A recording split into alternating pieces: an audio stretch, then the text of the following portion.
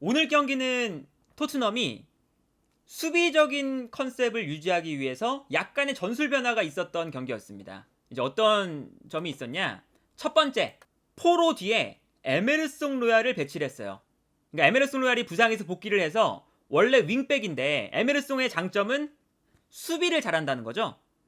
그러니까 포로의 뒷공간을 에메르송 로얄이 커버를 한다.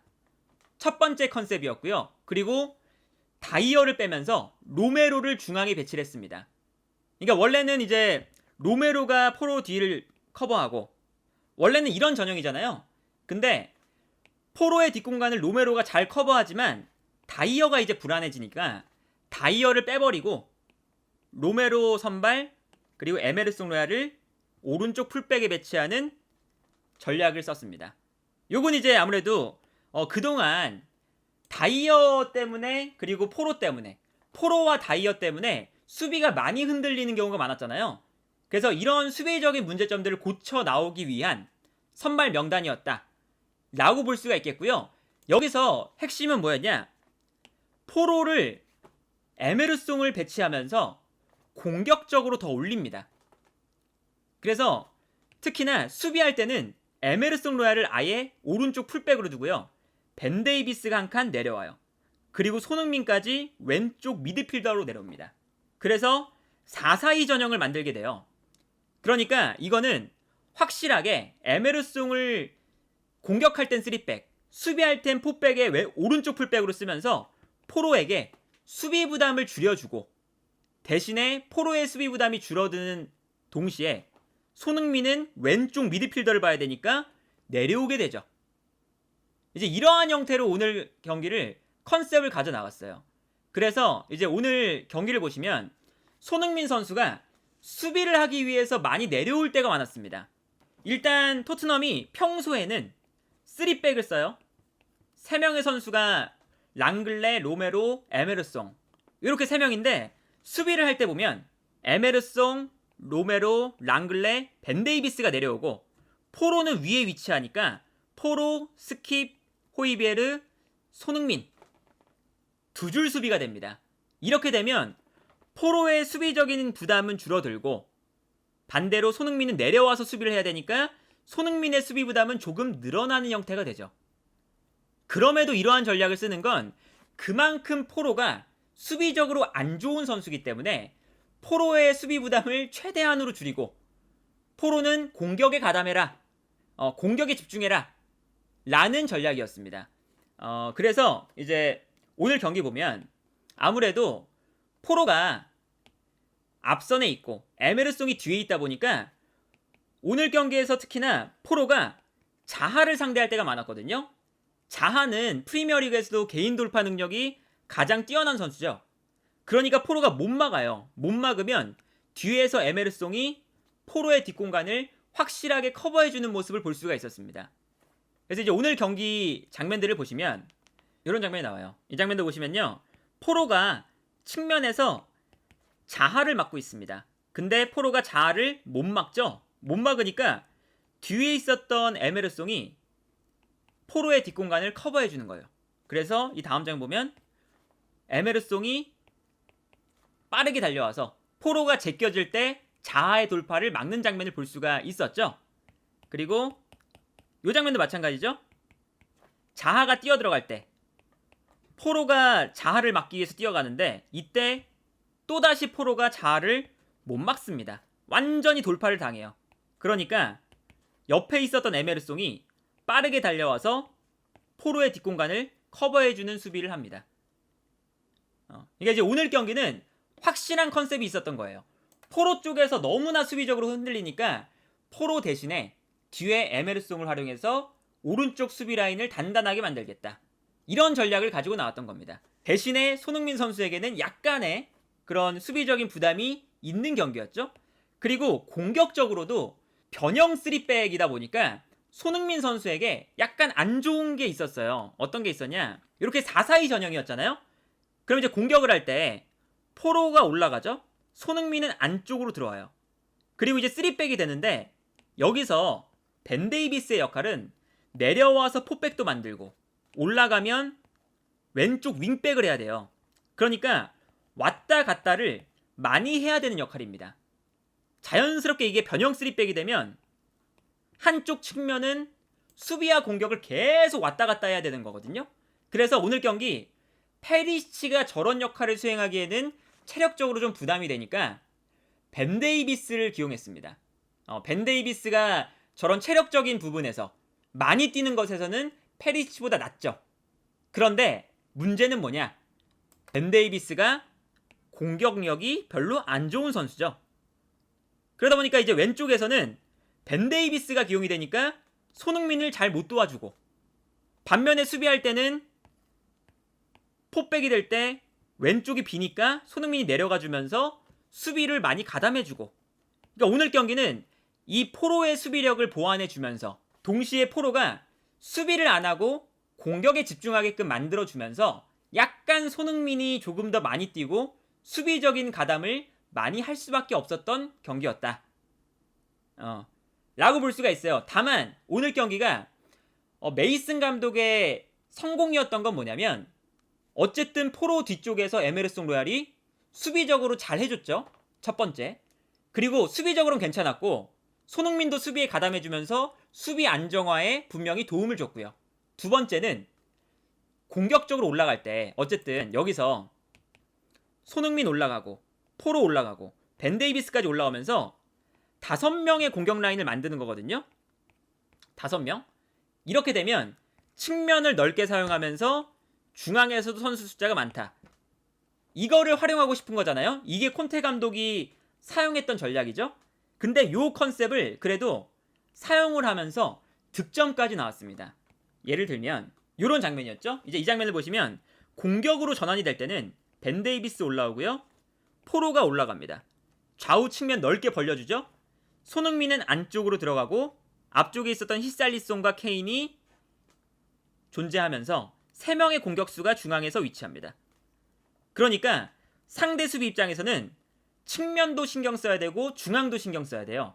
이 장면에서 보시면 측면으로 패스가 들어갈 때 크리스탈 팰리스의 수비수들이 끌려 나옵니다.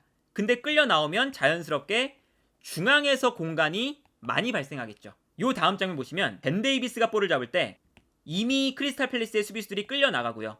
이때 손흥민이 또 공간을 찾아 뛰어 들어가니까 중앙에 있던 수비수가 또 끌려 나와요. 그러다 보니 안쪽에 있었던 케인에게 여유로운 공간이 납니다.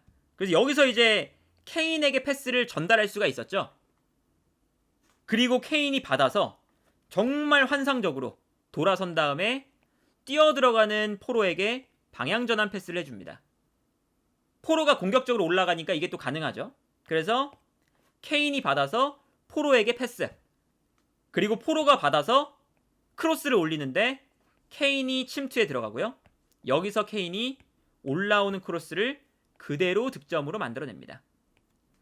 이거는 그래도 3백과 4백으로 변경을 할 때 공격적인 상황에서 메이슨 감독이 의도했던, 그러니까 마치 콘테 감독의 전형처럼 윙백을 넓게 쓰고 중앙에서 케인, 손흥민, 히샬리송, 공격적인 선수들 중앙에 밀집시키면서 측면과 중앙을 동시에 활용하는, 수비에게 부담을 주는 이러한 전략이 어쨌든 통했던 장면이다 라고 볼 수가 있겠죠.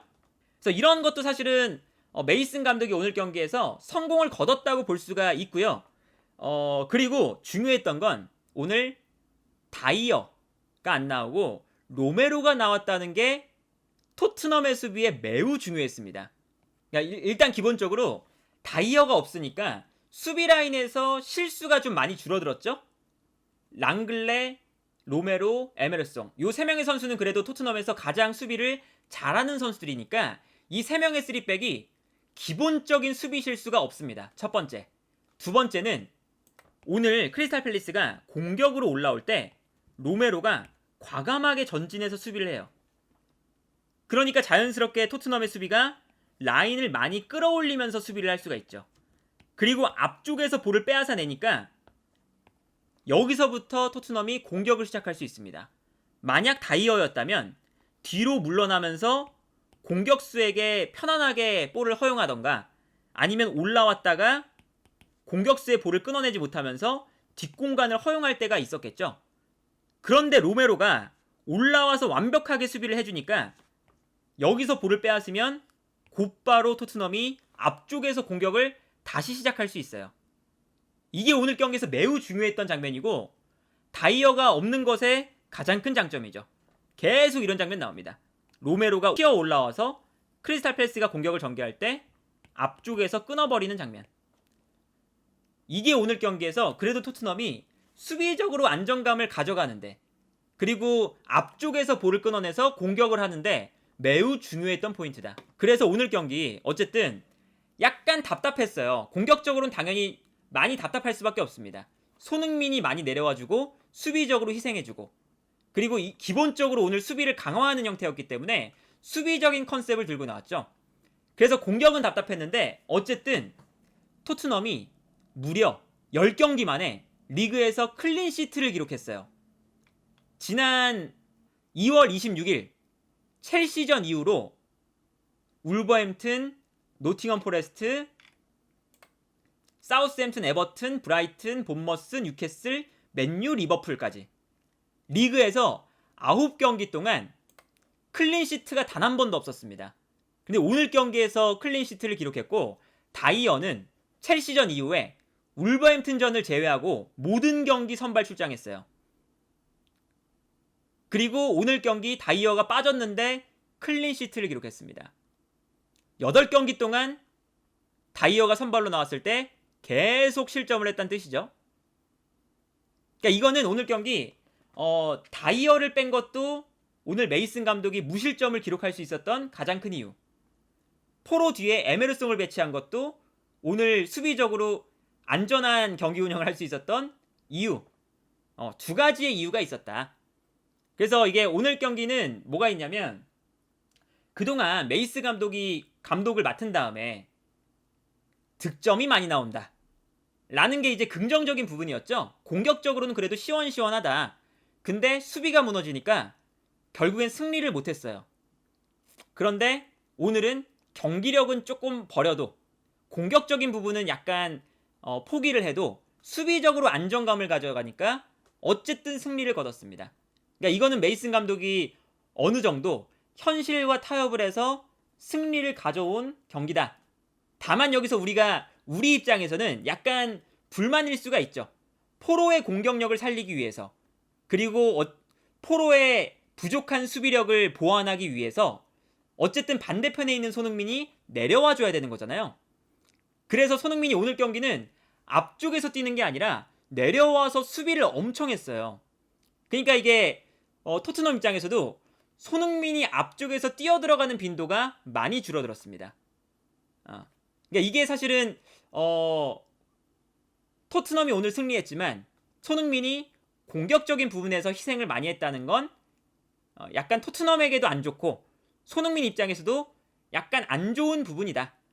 좋은 부분은 아니다 라고 볼 수가 있겠고, 또 이제 하나 재밌는 게 뭐냐면, 코너킥이나 프리킥을 찰 때 손흥민 선수가 늘상 약간 뒤쪽에 있습니다. 특히나 메이슨이 대행 감독을 맡은 이후부터 토트넘의 모든 세트피스는 포로가 처리를 해요. 그리고 손흥민은 약간 뒤쪽에서 세컨볼을 노립니다. 이게 물론 좋게 생각하면 떨어져 나오는 세컨볼을 손흥민이 득점할 수 있게 됐다 라는 게 좋은 건데, 이게 다르게 생각하면 손흥민이 세컨볼 싸움을 해야 된다는 뜻이거든요. 그래서 이런 장면이 나오죠. 포로가 프리킥을 처리할 때 손흥민은 약간 뒤쪽에서 세컨볼을 노리고 있어요. 근데 여기서 올라간 상황에서 볼이 떨어지니까, 역습으로 나오니까 뒤에 빠져있던 손흥민이 수비를 위해서 뛰어갑니다. 그리고 크리스탈 팰리스가 공격을 전개할 때 손흥민이 빠르게 내려와서 이 패스를 끊어내는 장면을 볼 수가 있죠. 코너킥 할 때도 보면 코너킥이 올라오고 볼이 떨어지는 장면이거든요. 근데 손흥민이 약간 뒤쪽에 빠져있죠.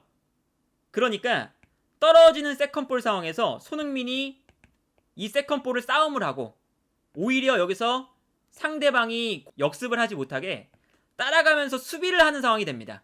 그러니까 이거는 어쨌든 이 손흥민 선수가 오늘 경기는 이런 세트피스 상황에서도 약간 뒤로 빠져있다 보니까 수비하는 상황이 많았고, 그리고 경기 전체적으로도 어쨌든 포로 쪽을 조금 더 수비적인 밸런스를 맞춰주기 위해서 손흥민이 한 칸 내려오는 형태가 되다 보니까 손흥민의 수비 부담이 오늘 경기는 분명히 많았던 경기였다.